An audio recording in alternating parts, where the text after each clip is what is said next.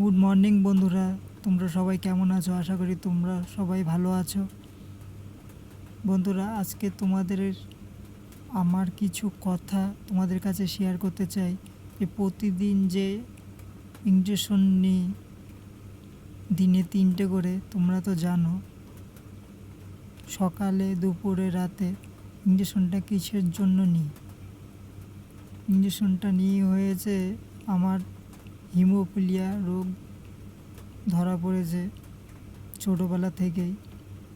তো আগে ট্রিটমেন্ট করতাম, তখন হাঁটাচলা করতে পারতাম।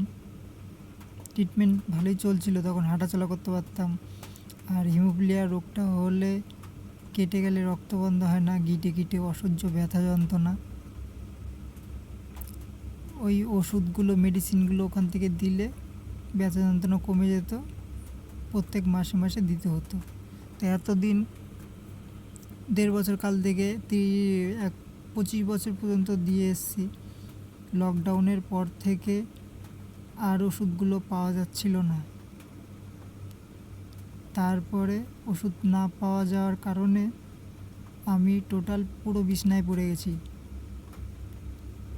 3 বছর হলো টোটাল বিছনায় পড়ে গেছি, কোনো ওষুধপত্র পাচ্ছি না। ওষুধের ঘাটতি পড়ে গেছে দেখে এই ওষুধ কোনো জায়গায় পাচ্ছি না। আর খুব দামি ওষুধ, এই ওষুধ কেনার মতন আমাদের কাছে সাধ্যও নেই যে